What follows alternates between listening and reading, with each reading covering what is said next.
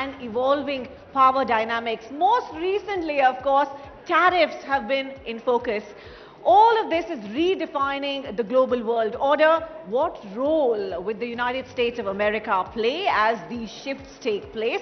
And how will the India-US relationship actually evolve? To offer a very, very informed and unique perspective, I am thrilled to welcome to the stage Kurt Volke, former US Special Representative for Ukraine negotiations and a seasoned diplomat joining us today. Please join us on the stage, Ambassador Volke, and I'd also like to request Dr. Shashi Tharoor to please join us as well.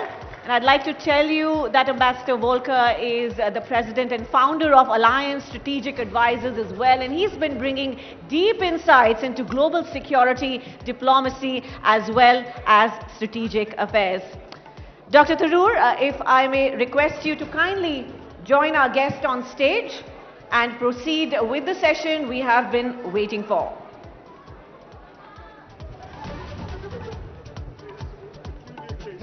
Can we have a round of applause, please, to two very articulate men, and we look forward to this session. Over to you, sir. I was just telling the organizers, this must be the most peculiar case of programming ever done, with Ambassador Volke and I coming right in between two music sessions. But however, let's turn to the music of the world. Please be comfortable. Okay. And, these chairs are far too low for anyone's good. Anyway, great to see you all, and we're here with Ambassador Volke, who will begin with a few general remarks, I understand, which you're welcome to deliver from the podium or right here if you wish. I can stand up and, sure, and deliver absolutely. them from here, but thank you so much. And I think it is a little bit poetic, though, as you say, that that was just such a wonderful performance, absolutely stunning. And I think the only thing between you and the cocktail hour is us. That's right. So yet again, geopolitics is going to bring you down.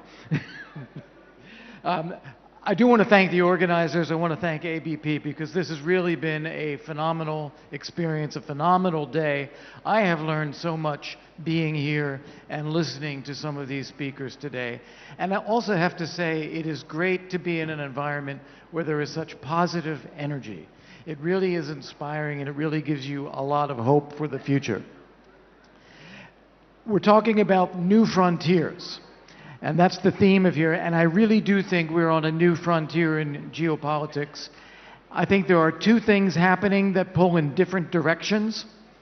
One of them is technology is changing geopolitics incredibly quickly. It is leveling the playing field. It is spreading economic wealth and opportunity. It is diminishing the impact of the big high-tech weapon systems for smaller ones, and it is creating a generation of people who are not tied to the legacies of the past in the way that previous generations were. It is a generation of people through technology are accessing the world and looking forward. So it is a very interesting transformation.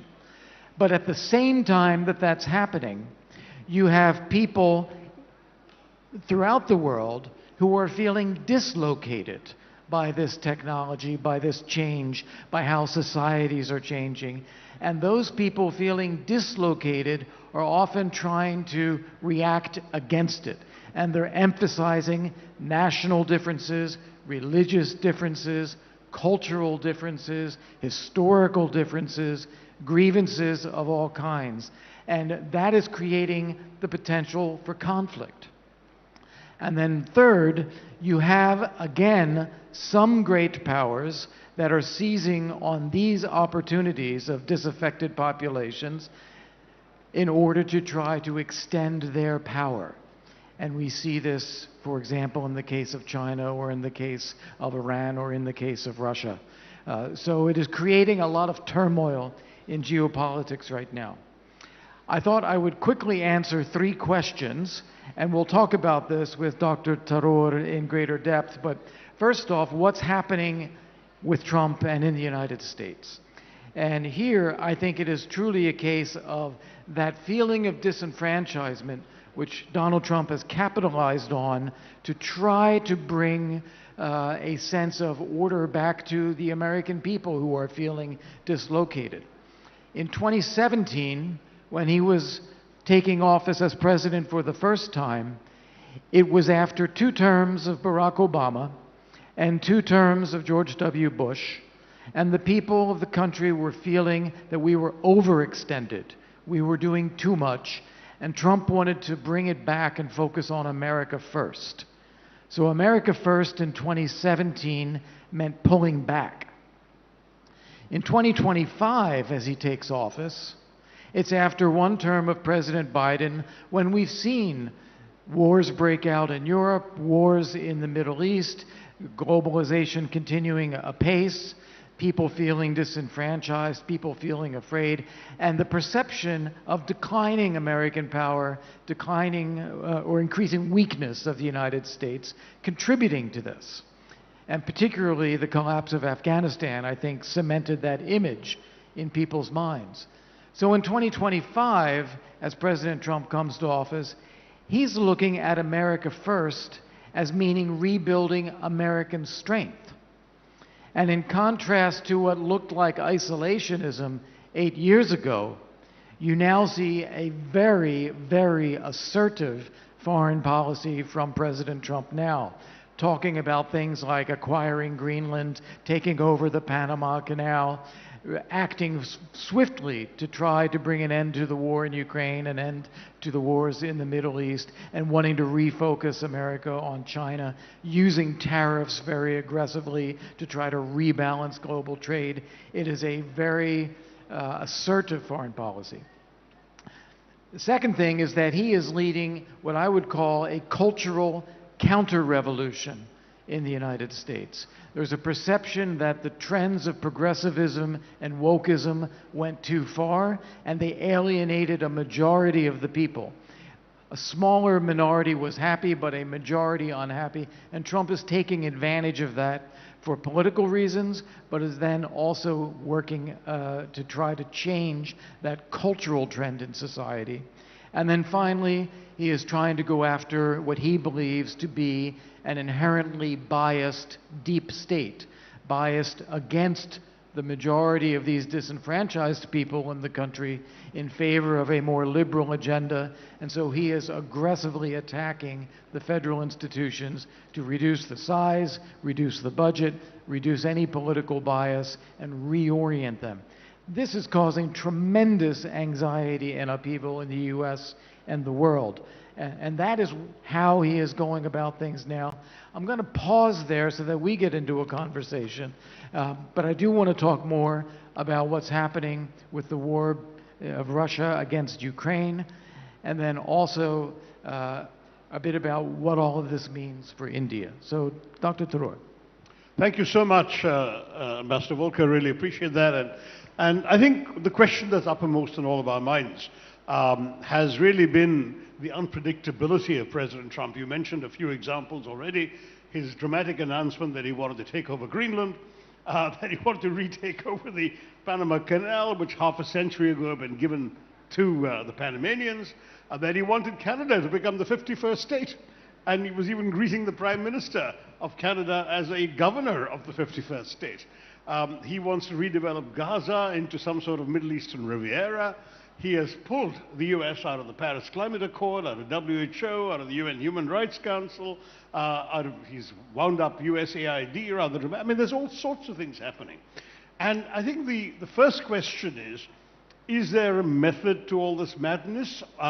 You must say you gave a fairly rational account of the logic behind some of his approaches, but it strikes many of us that there's a sort of almost coruscating series of amazing statements and initiatives which don't necessarily do much except throw the entire world off kilter and off balance. Yeah. Well, as you said, I think for Donald Trump, unpredictability is a deliberate tactic. Mm-hmm. He wants to create uncertainty because then that makes people react to him. Yep. He also likes to be provocative. He likes to say shocking things in order to get people to react to that. Like you mentioned, turning Gaza into a beautiful Mediterranean resort.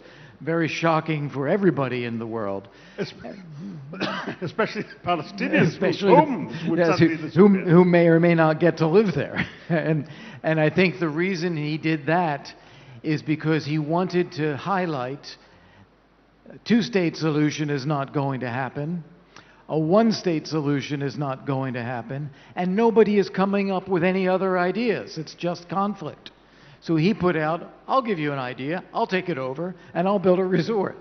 And then that is now prompting others to try to think, well, what is a realistic alternative to those two scenarios that we've had for so long and that are not working? So that's one side of things, unpredictability and provocation. But the other thing, and I think a guiding principle for Trump, if you could call it a principle, is his perception that the U.S. has been doing too much in the world and therefore being taken advantage of. It's not being treated fairly. For example, Europe had tariffs on American automobiles of 10% when America had tariffs on European automobiles of 2.5%. And so he is determined to institute reciprocity, make it a level playing field, because he thinks that we've been treated unfairly. Currently, you know, just... But even the attitude that allies are freeloaders when it comes to defense. Exactly. I mean, that's a pretty serious... It is a serious allegation, and he looks at the numbers and says, you have 500 million people in Europe, you have 300 and some million in the United States, but when you look at defense spending of NATO countries, the U.S. is accounting for about 70% of the defense spending of NATO countries, and the others are accounting for about 30%.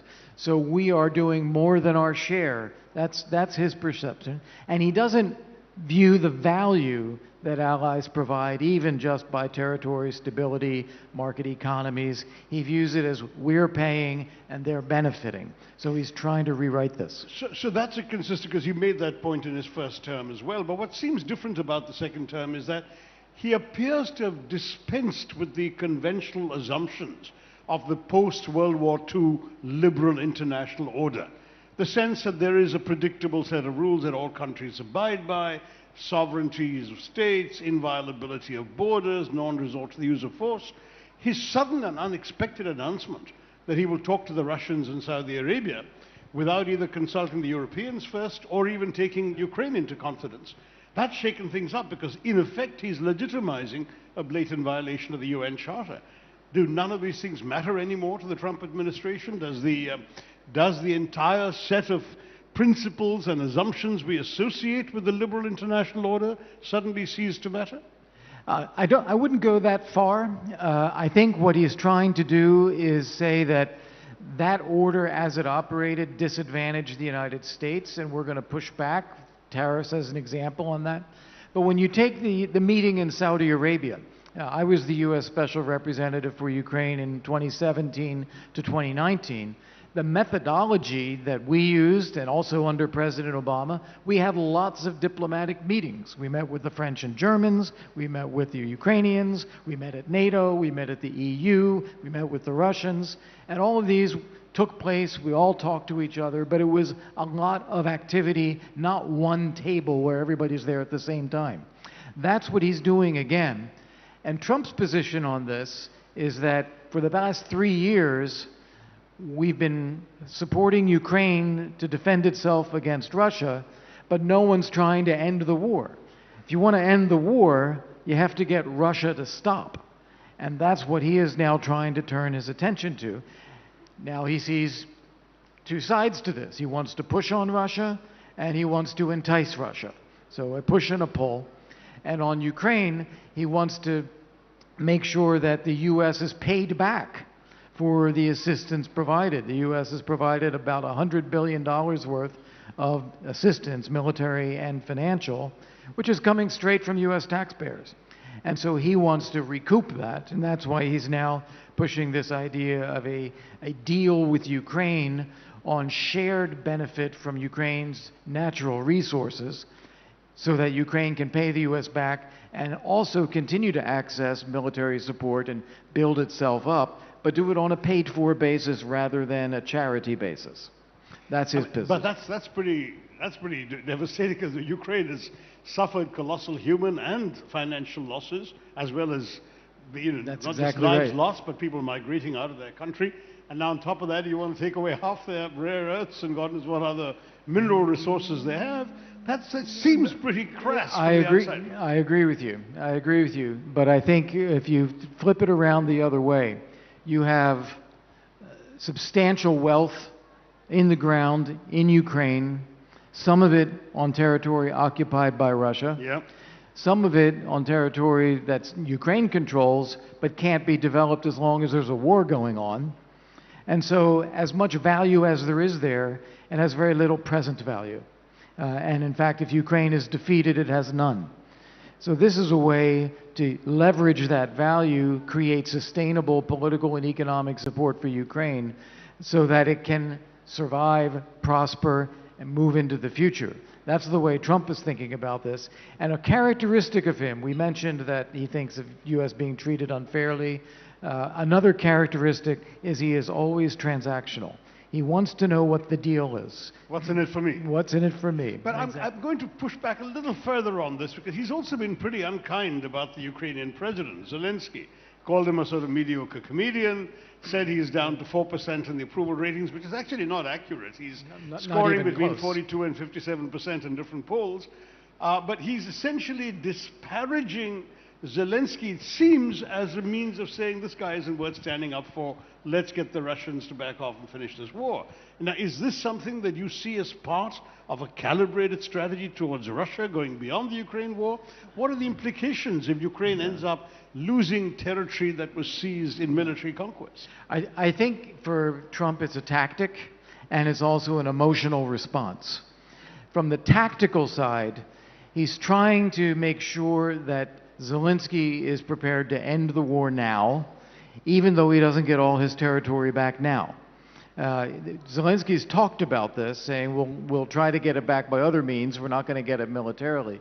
Trump is putting pressure on Putin to end the war, but he's got to make sure that Zelensky is ready to do that too. So he views that as pressure.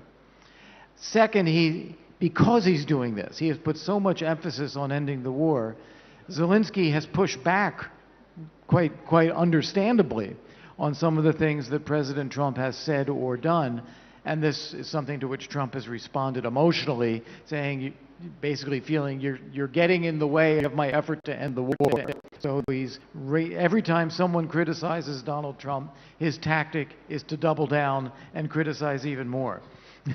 You know, the thing is, though, that at the UN we always used to have this belief that there is such a thing as ripeness for war, the two sides being prepared to make peace. Now, for the longest time, we had the impression that both sides kept feeling they could gain on the battlefield. For the first time, there seems to be an environment where both sides might be willing to talk. By essentially giving away to the Russians what they could have won on the negotiating table, isn't America putting Ukraine in an impossible position? I ask you as somebody who knows both countries intimately well, and I'm holding no brief for anyone here. I'm just curious as an outside observer when Secretary of Defense Hegseth just says, well, Ukrainians can't hold on to the territory, end of that. You know, isn't that a negotiating point?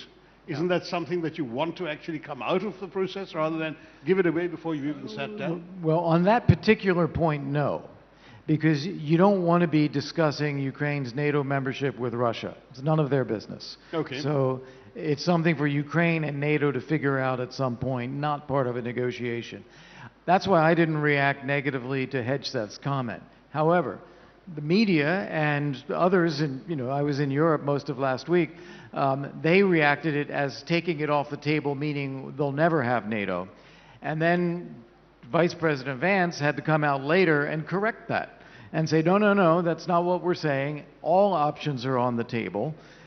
So it's confused messages in the first few weeks of the administration.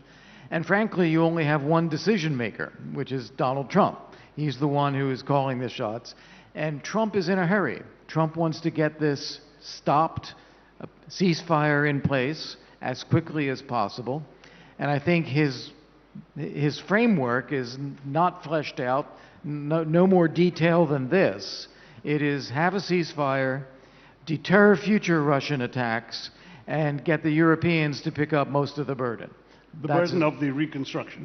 the burden of preventing future attacks, deterrence. So a defense force from the Europeans. Yeah, a defense force, security assurances.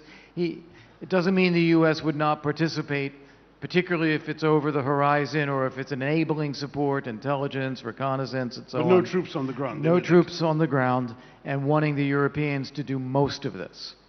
So is this how you would see this evolving in the next few weeks? A ceasefire pretty soon and an outline settlement which would leave Russia in possession of what it's got, Ukraine in possession of what it's got, which is a good deal less than the official territory they had before the war, and then a European peacekeeping force on Ukrainian soil. Would that broadly be the elements in the next few weeks? I think that's largely right. I would think even probably in the coming week you're going to see a deal with Ukraine and the U.S. on shared exploitation of natural resources to pay for all this.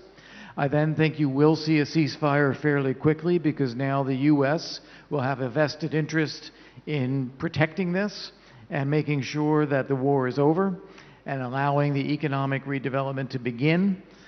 It'll be pressure on the Europeans to put in a deterrent force and to help strengthen Ukraine, training, equipping, financing, military forces.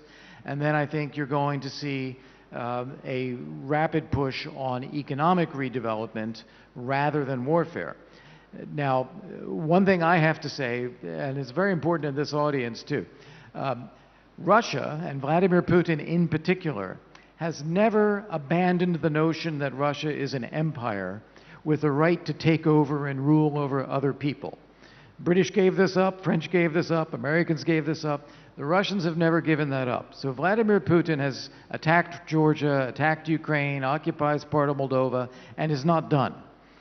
So what is very important here is that we make this pivot successfully from a ceasefire to deterring further aggression. We can't allow that to happen. And we have to know that he will intend further aggression. He will use the ceasefire to rearm, rebuild, plan further aggression, and we have to use that time better than he does. And is it your assumption that the Europeans will go along with such an approach? There isn't a constituency in Europe to continue the fight without American support and help the Ukrainians keep fighting the Russians? It's very interesting. So in the days after the Munich Security Conference last week, French President Macron convened 2 summits of European leaders, one of more Northern and West Europe, one of Central and Eastern Europe, for the very purpose of trying to flesh out what is it that we Europeans can do with or without the United States so that we are able to play that role. In my mind, it's a shame that they're doing it for the wrong reasons. They're being provoked by Donald Trump of perhaps being abandoned, but they're doing the right thing for the wrong reasons if they can finally get it done. Next week, you're going to have the British Prime Minister, Keir Starmer, and French President Macron in Washington, D.C. And I think this will be the first serious conversations with them about Europe's capability and willingness to take this on and what is required in terms of support from the United States. Okay, well, we've covered a lot of ground there, but we don't have a lot of time, and I'd like to move you all the way over to our continent here. China. In the first term, Trump was pretty belligerent about China. There was even a trade war that the U.S. led against China. There seems to be a very different kind of atmosphere towards China now, with Mr. Musk's voice being pretty prominent in the administration. There seems to be a willingness to consider a trade deal with China, maybe more than a trade deal.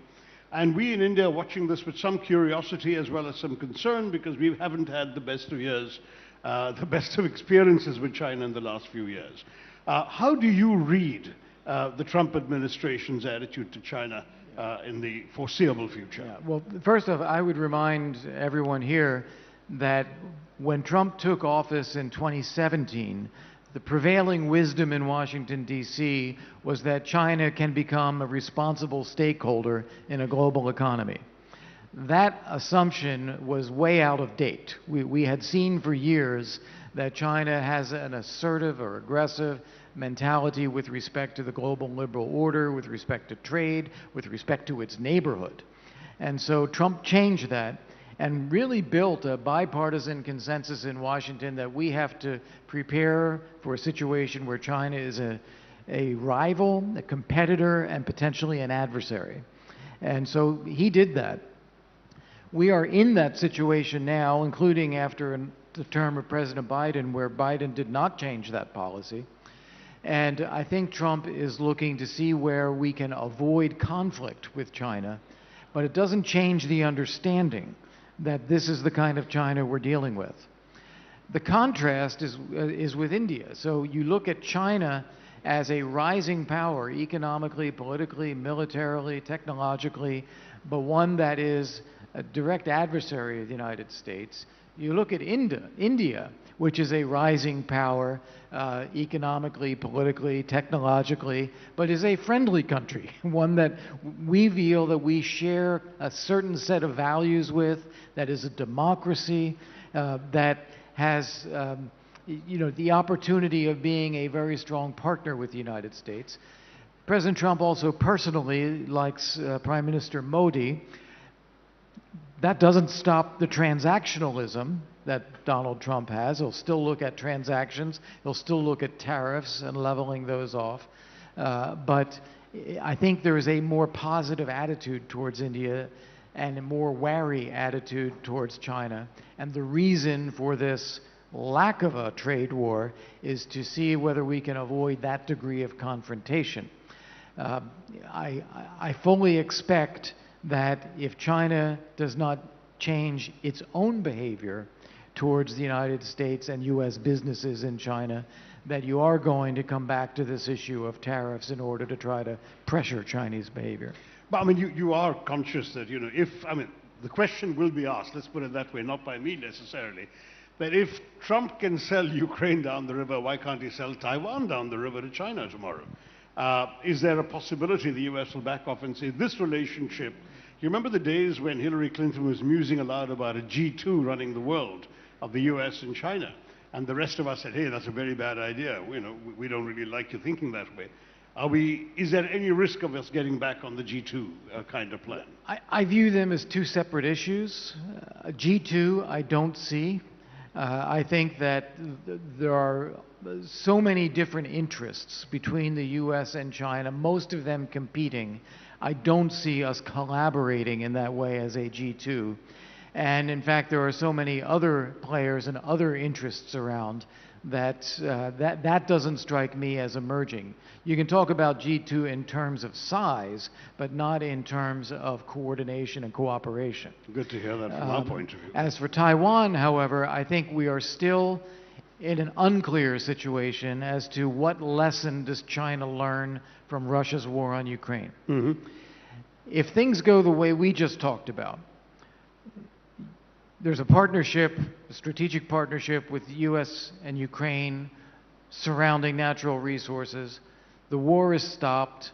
Putin does not succeed in his objectives of eliminating Ukraine, taking all of its territory, imposing his own government.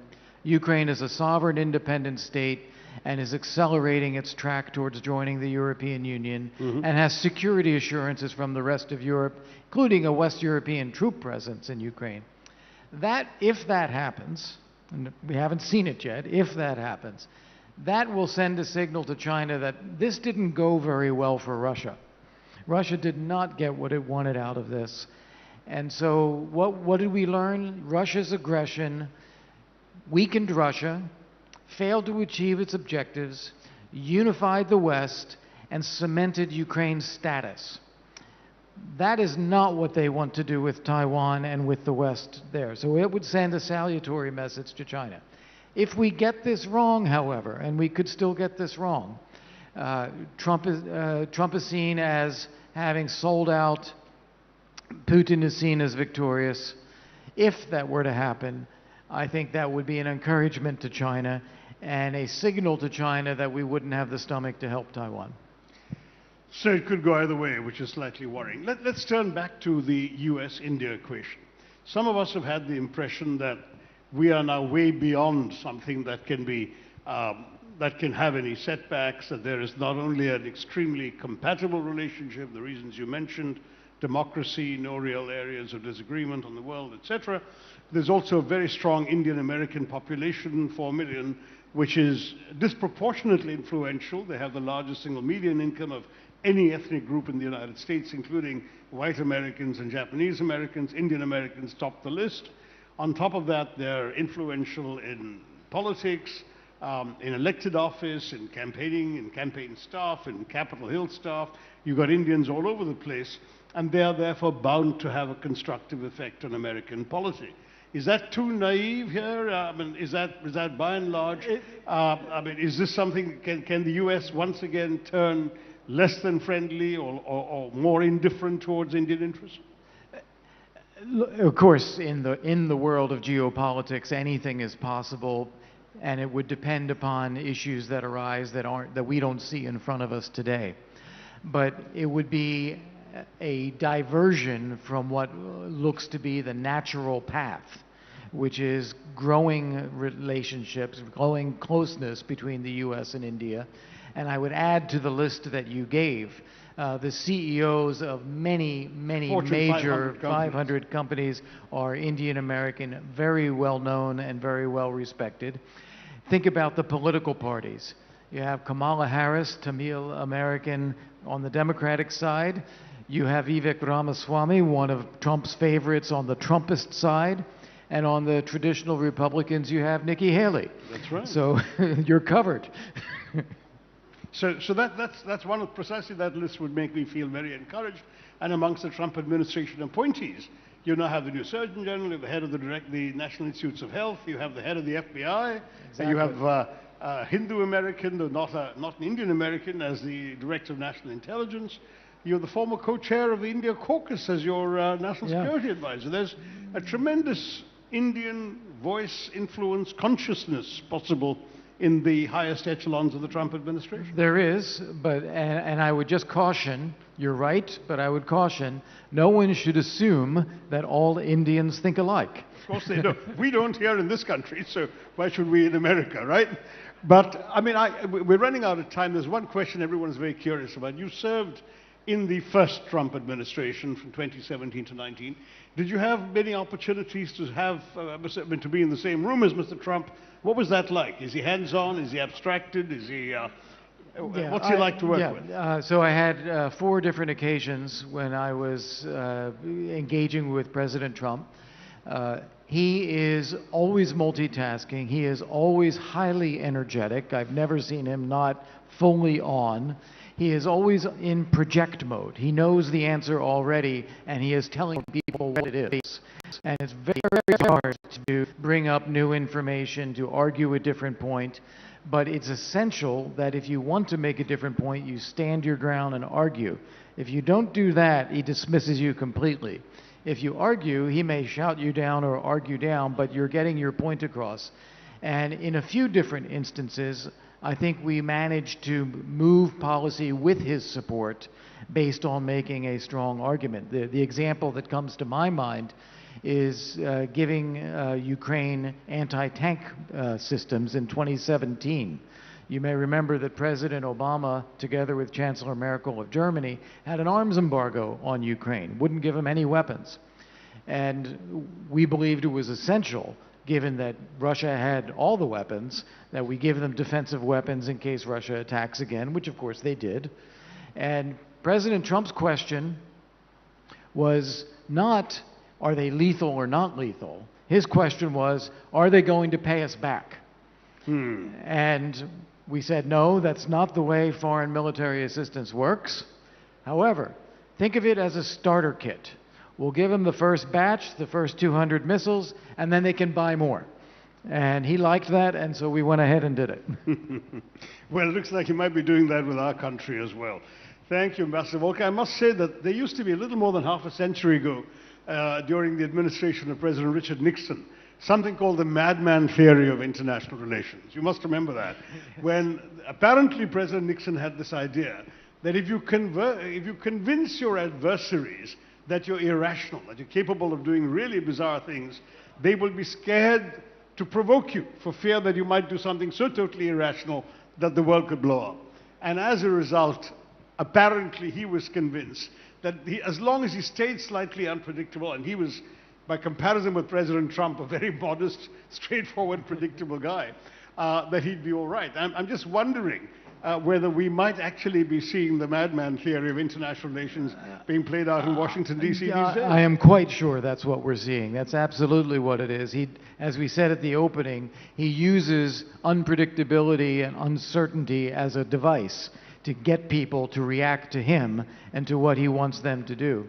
And I think that he has the ambition of settling issues and moving on. Wants to end the war in Ukraine, end the war in the Middle East, balance trade, focus on future competition with China, rebuild and strengthen the American economy. That's what he wants to do. And to do that, he is using all kinds of tools, including threats and unpredictability and insults, to shake everything up to try to push it his way. Okay, I think since the witching hour is almost upon us, I can see shadows lurking.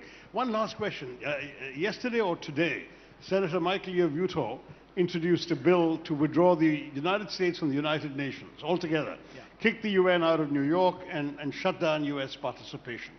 Is that to be taken seriously, or is this just something out of not left field but right field that we can ignore? Yeah, it depends how you mean take it seriously.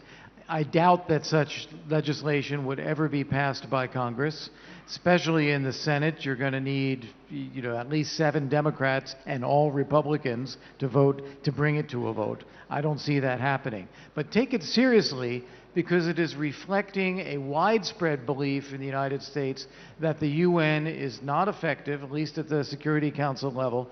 It's not effective and very, very expensive. So there is that frustration. So when I say take it seriously, we all ought to be thinking about how do we make the UN more effective and more efficient. Fair enough. All right. Well, Ambassador Kurt Volke, thank you very much. We've covered a lot of ground in half an hour. Thank you for your presence here. Wish you all the very best on your onward travel. Thank you so much. Thanks so much.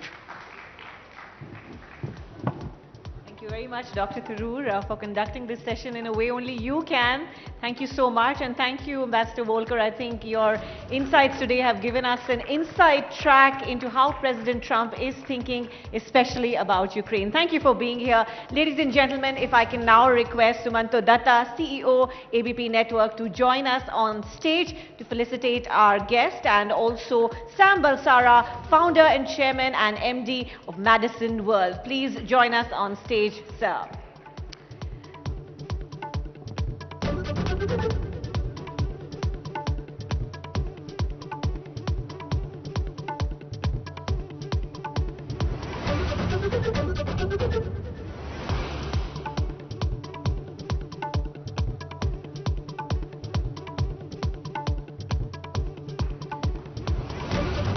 Yes, absolutely.